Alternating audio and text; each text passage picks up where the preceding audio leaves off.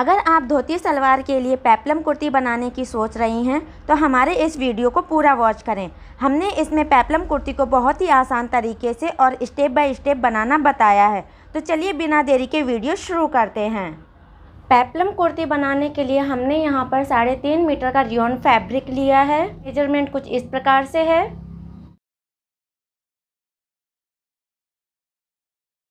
Total fabric में से हमने चोली और आस्तीन बनाने के लिए फैब्रिक कट कर अलग कर लिया है। सबसे पहले हम यहाँ पर चोली और आस्तीन की कटिंग करेंगे। इस तरीके से आपको फैब्रिक को डबल फोल्ड करना है और एक बार इस तरीके से और फोल्ड करना है, यानी आपको फैब्रिक को 4 लेयर के अंदर फोल्ड करते हुए यहाँ पर बिछा लेना है। सबसे पहले हम यहाँ पर 1/2 इंच की एक लाइन ड्रॉ करेंगे। एक लाइन और हम यहाँ पर 1/2 इंच की ड्रॉ करेंगे। अब जो हमारी नीचे वाली लाइन है, इस लाइन से हम चोली की टोटल लेंथ लगाएंगे। जितनी हमारी चोली है उसमें प्लस 1 इंच ऐड करते हुए हम यहाँ पर मार्किंग करेंगे। यहाँ पर हम बैक नेक नॉर्मल रखने वाले हैं, इसलिए हम पूरे शोल्डर्स लेंगे। तो हमारे जितने शोल्डर्स हैं उसमें प्लस 1 इंच ऐड करते हुए उसका यहाँ पर हम हाफ लगाएंगे। अब नीचे वाली लाइन से हम आर्म होल्स की मार्किंग करेंगे। यहाँ पर हम 7 इंच पर मार्किंग करेंगे। अब हम यहाँ पर चेस्ट की मार्किंग करेंगे। जितनी हमारी चेस्ट है उसमें प्लस 2 इंच ऐड करने के बाद में उसका 1/4 लगाएंगे।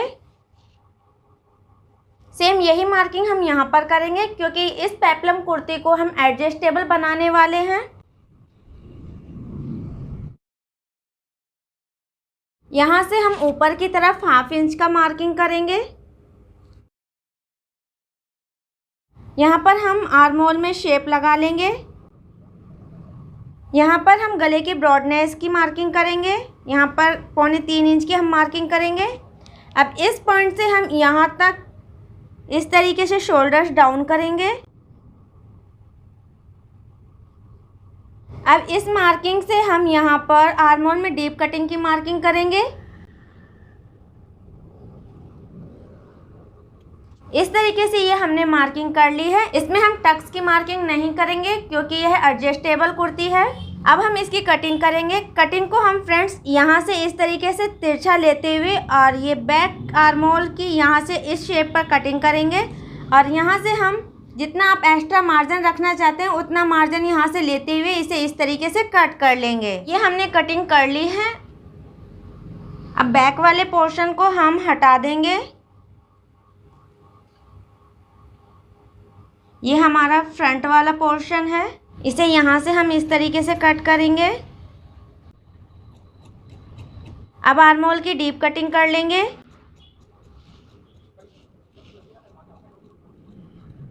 अब हम बैक पोर्शन लेंगे।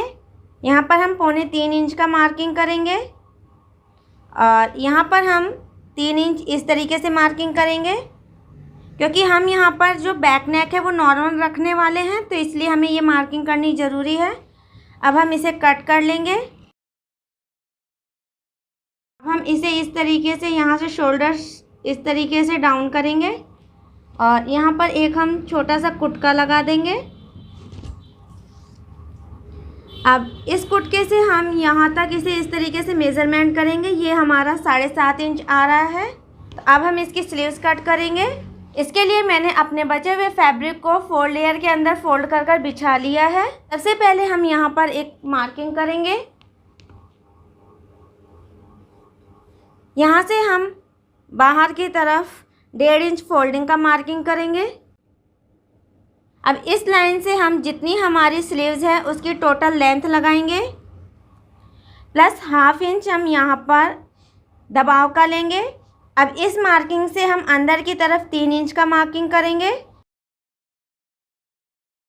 अब हम यहाँ से नीचे की तरफ 7.5 इंच पर मार्किंग करेंगे। यहाँ पर हम आस्तीन की गोलाई का मार्किंग करेंगे। जितनी हमारी गोलाई है उसका हाफ यहाँ पर मार्किंग करेंगे, प्लस जितना हमने कुर्ती के अंदर एक्स्ट्रा मार्जिन लिया था वो हम यहाँ पर मार्क करेंगे।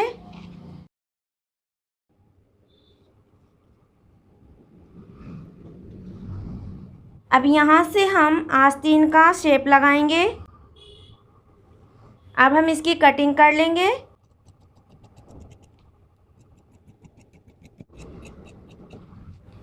यहाँ पर हम बैक साइड में हल्का सा एक कुटका लगाएंगे। इसे इस तरीके से रखेंगे और फ्रंट आर्म होल में हम डीप कटिंग की मार्किंग करेंगे।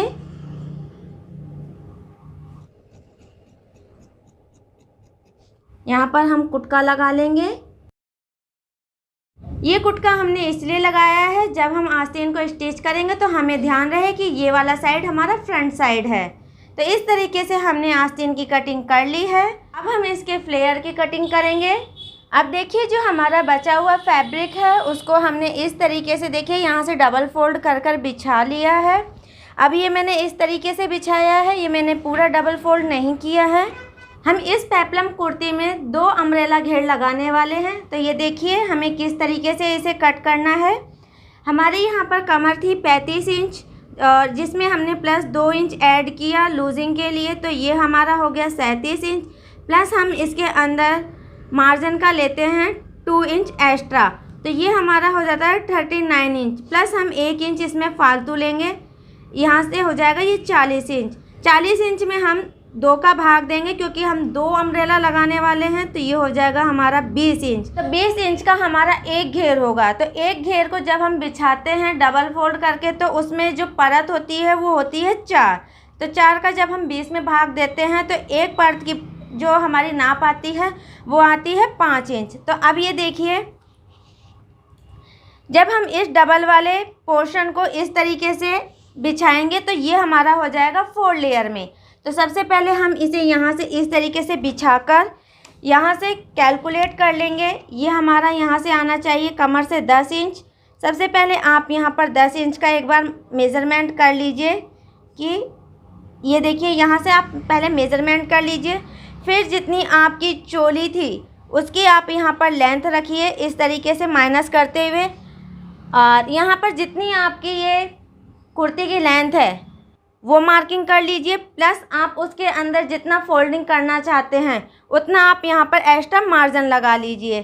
तो इस तरीके से आपको इसे बिछाना होता है। तो मैंने इस तरीके से इसे बिछा लिया है। अब मैं इसे इस तरीके से कोन शेप में बिछा लूँगी। इस तरीके से मैंने इसे बिछा लिया है। अब मैं यहाँ पर फिर से इस तरीके से, देखिए मैं 5 इंच का मार्किंग करूँगी क्योंकि ये मेरा 4 लेयर के अंदर फोल्ड है। यहाँ से इसकी दूरी नाप लीजिए और सेम यही दूरी आप यहाँ पर इस तरीके से नाप लीजिए और यहाँ पर इस तरीके से मार्किंग कर लीजिए। अब हम इस मार्किंग से जितनी हमारी चोली की लेंथ है वो हम माइनस करते हुए यहाँ पर कुर्ते की टोटल लेंथ की मार्किंग करेंगे। प्लस 1 इंच हम यहाँ पर फोल्डिंग का लगाएंगे। अब हम यहाँ से यहाँ तक की दूरी नाप लेंगे। ये हमारा आ रहा है 22 इंच। तो अब हम 22 इंच को यहाँ पर इस तरीके से मार्क कर लेंगे। ये निशान हम इस तरीके से मिला लेंगे। अब फ्रेंड्स आपको एक चीज़ का यहाँ पर ध्यान रखना है कि जो आप फैब्रिक ले रहे हैं उसका आपको पता होना चाहिए कि आपका फैब्रिक कैसा है। मेरा यहाँ पर फैब्रिक रियोन है जो कि लचकदार एक कपड़ा होता है। तो ये हमारा जो साइड होता है ये हमारा खिंचाव वाला साइड होता है। तो यहाँ पर हम पूरा 22 इंच न लगाते हुए यहाँ पर हम 21 इंच का मार्किंग करेंगे। 1 इंच हमें यहाँ पर लेस करना है। ठीक इसी तरीके से हम हल्का हल्का मार्किंग यहाँ से इस तरीके से इस शेप को इस तरीके से मिलाएंगे ताकि जब हम इसे पहनेंगे तो ये यहाँ से जो इसका घेर है फ्लेयर है वो लटकेगा नहीं। तो इस तरीके से देखिए मैंने यहाँ पर इसे 1 इंच लेस करते हुए यहाँ पर शेप लगा ली है। अब हम इसी शेप के ऊपर इसे कट करेंगे। इसे हम बाद में कट करेंगे। देखिए जो हमारा बचा हुआ फैब्रिक है उसे हमें इस तरीके से सिंगल पार्ट में बिछा लेना है और जो हमने यहाँ पर अपना एक फ्लेयर कट किया था उसे इस तरीके से लेना है। इसका जो सीधा साइड है हम इस वाले पार्ट के सीधे साइड से इस तरीके से मिलाएंगे और इस तरीके से हमें किनार मिला लेनी है।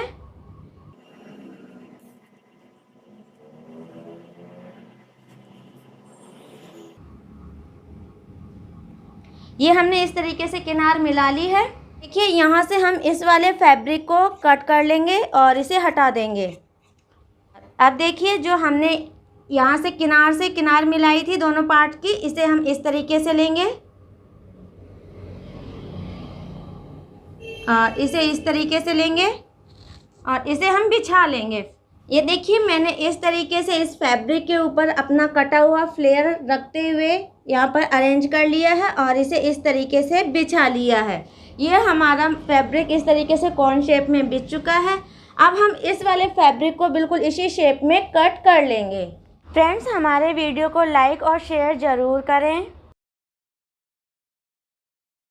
अब चलिए हम इसकी सिलाई की तरफ बढ़ते हैं। सबसे पहले फ्रेंड्स हमने यहाँ पर अपने नेक को इस तरीके से पेपर फिजिंग के ऊपर कट कर लिया था और अपने फैब्रिक के ऊपर हमने आयरन की सहायता से इसे इस तरीके से रेडी कर लिया है। हमने यहाँ पर जो नेक की यहाँ से डीपनेस रखी है वो हमने 6.5 इंच रखी है।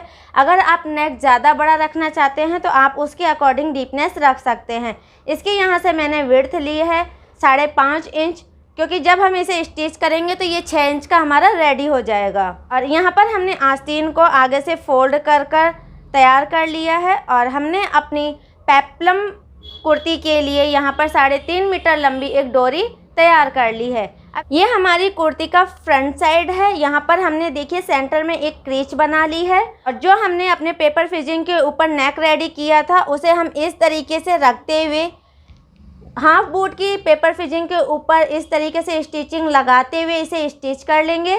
आप देख सकते हैं मैंने यहाँ पर देखिए पेपर फिजिंग के ऊपर हाफ बूट की स्टिचिंग लगाते हुए इसे गोल स्टिच कर लिया है। अब हम इसे कट कर लेंगे। कटिंग हमें पेपर फिजिंग के बिल्कुल पास में करनी है, हमें पेपर फिजिंग को कट नहीं करना है। इस तरीके से हमने बीच वाले मार्जिन को कट करके हटा दिया है। अब हम इसे पलट लेंगे। इस तरीके से हमने देखिए नेक को पलट लिया है। पलटने के बाद में हम यहाँ पर कॉर्नर पे एक स्टिचिंग लगाते हुए इसे स्टिच कर लेंगे। इस तरीके से हमने फ्रंट नेक को रेडी कर लिया है। अब हम कुर्ती के बैक नेक को रेडी करेंगे। ये हमारी कुर्ती का बैक पार्ट है और हम इसके अंदर नेक में उरे पट्टी लगाते हुए इसे रेडी कर लेंगे।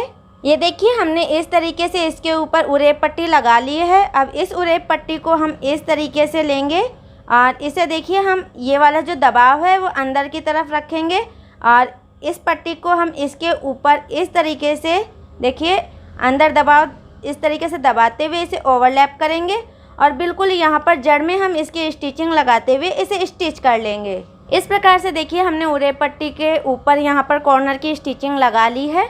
अब देखिए जो हमारा ये एक्स्ट्रा मार्जिन है इसे हम कट कर हटा देंगे।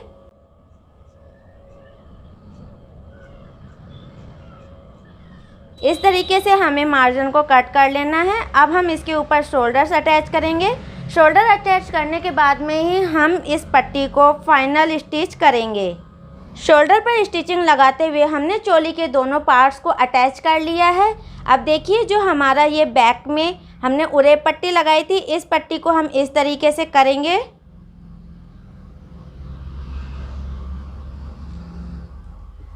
और फिर हम इसे इस तरीके से करते हुए यहाँ पर हम कॉर्नर की स्टिचिंग लगाते हुए बैक नेक को फाइनल रेडी कर लेंगे।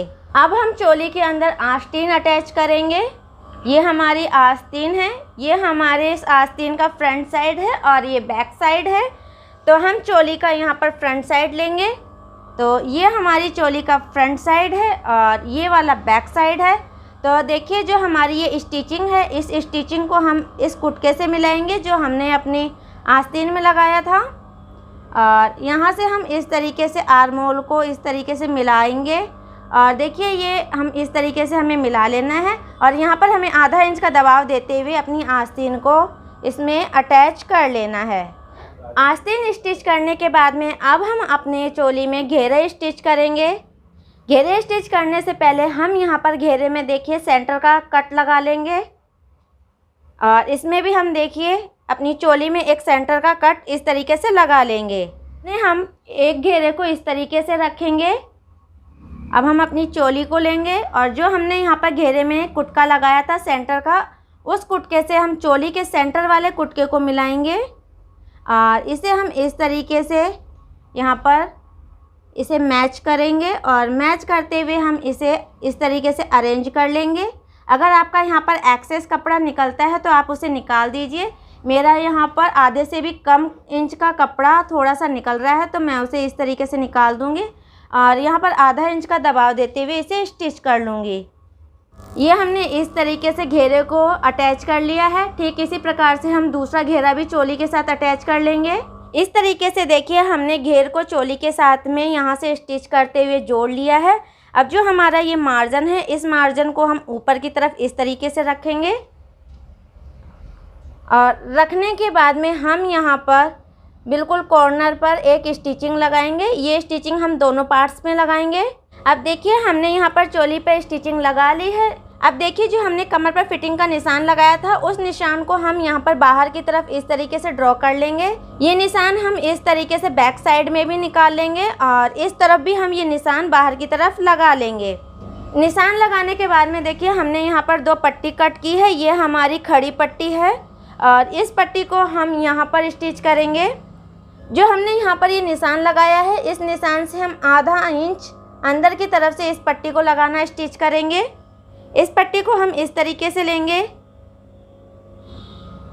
और हम इसे इस तरीके से फोल्ड कर लेंगे।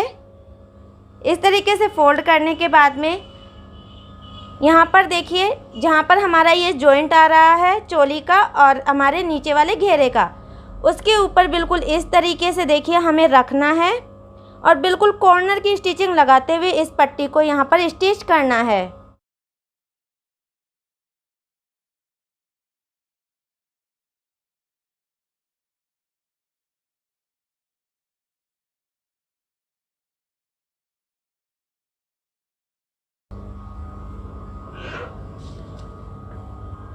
अब ठीक यहाँ से हम देखिए इस वाले पोर्शन को अंदर की तरफ फोल्ड करेंगे और यहाँ पर भी हम कॉर्नर की स्टिचिंग लगाते हुए इस पट्टी को स्टिच कर लेंगे। इस तरीके से देखिए हमने पट्टी को स्टिच कर लिया है। ठीक इसी प्रकार से हमें दूसरी साइड भी पट्टी को स्टिच कर लेना है। पट्टी स्टिच करने के बाद में अब हम इसकी साइड फिटिंग लगा लेंगे। साइड फिटिंग हम दोनों तरफ लगा लेंगे। तो इस तरीके से हमने यहाँ पर साइड फिटिंग लगा ली है। हमने ये साइड फिटिंग एक तरफ तो यहाँ तक बिल्कुल बॉटम तक लगाई है और दूसरी तरफ हमने यहाँ पर बॉटम में ये देखिए हमने हल्का सा तकरीबन 1 इंच तक का यहाँ पर इस तरीके से ओपन छोड़ा है। यहाँ पर हम इसकी फोल्डिंग करेंगे। फोल्डिंग करने के लिए देखिए हम ये वाला बूट इस्तेमाल करेंगे। ये फोल्डिंग बूट है, इससे आप बारीक फोल्डिंग कर सकते हैं। आप चाहें तो इस पर थोड़ी सी चौड़ी फोल्डिंग भी कर सकते हैं, जैसे इस तरीके की इतनी चौड़ी फोल्डिंग भी कर सकते हैं और आप चाहें तो इसका पिको भी करवा सकते हैं। इस तरह से हमने यहाँ देखिए बारीक फोल्डिंग कर ली है। बारीक फोल्डिंग करने के बाद में जो हमने यहाँ पर एक साइड में यहाँ से ओपन छोड़ा था बॉटम से, उसे भी हमने यहाँ से पक्का कर लिया है। अब देखिए जो हमने यहाँ पर 3 मीटर की ये डोरी बनाई थी, उसको मैंने कट कर कर 2 भागों में कर लिया है। मतलब हमने ये 2 डोरी बना ली है। अब हम इसको एक डोरी को लेंगे और एक डोरी में हम डोरी के एक सिरे में इस तरीके से आलपिन को फंसा लेंगे। ये हमने यहाँ पर फंसा रखा है, आप देख सकते हैं। और जो हमारी चोली में हमने यहाँ पर देखिए यहाँ पर ये जो हमने 1.25 इंच की यहाँ पर पट्टी लगाई थी, इस पट्टी में हम एक साइड से देखिए इस आलपिन को यहाँ पर इंसर्ट करेंगे और इसे इस तरीके से डोरी को इसके अंदर डालेंगे। इस डोरी को हम डालते हुए इस तरफ निकाल लेंगे। ये देखिए हमने इस तरफ इस डोरी को निकाल लिया है। अब इसी डोरी को हम दूसरे साइड में जो हमारा बैक पोर्शन है वहाँ पर हम फिर से इस वाली पट्टी के अंदर इसे डालेंगे और जो हमने जहाँ से हमने ये डोरी डालना स्टार्ट किया था उसके अपोजिट साइड में हम यहाँ की तरफ निकाल लेंगे। इस तरीके से देखिए हमने ये डोरी दूसरे पॉइंट पर निकाल ली है। अब हम अपनी दूसरी डोरी लेंगे और दूसरी डोरी के ही एक सिरे पर हम इस तरीके से आलपिन फिर इस तरीके से फंसाएंगे। अब फंसाने के बाद में अब देखिए जो हमारी ये वाली साइड है जहाँ पर हमारी ये डोरी यहाँ पर इस तरीके से एक होके आ रही है, वहाँ से अब हम ये डोरी इंसर्ट करेंगे और इसे यहाँ से हम निकालते हुए इस डोरी को निकालेंगे और यहाँ पर निकालेंगे। फिर यहाँ से निकालने के बाद में हम फिर यहाँ से डालेंगे और जो ये दूसरा भाग है यहाँ पर हम इसके सिरे निकाल लेंगे। इस तरह देखिए हमने यहाँ पर दोनों तरफ ये डोरियाँ निकाल ली हैं। अब हम अपनी इन डोरियों में फुंदे लगाएंगे। आप इन डोरियों को मार्केट में मिलने वाले विभिन्न प्रकार की टर्सल्स से डेकोरेट कर सकते हैं। तो इस तरीके से स्टिच होकर रेडी हो चुकी है हमारी पेप्लम कुर्ती। फ्रेंड्स, आपकी कोई भी क्वेरीज या कोई भी क्वेश्चन है तो आप हमें कमेंट्स के थ्रू पूछ सकते हैं। हमारे वीडियो को लाइक शेयर करना मत भूलिए। हम फिर आपसे मिलेंगे एक नई वीडियो नई इन्फॉर्मेशन के साथ। तब तक हमारे साथ बने रहिए। धन्यवाद।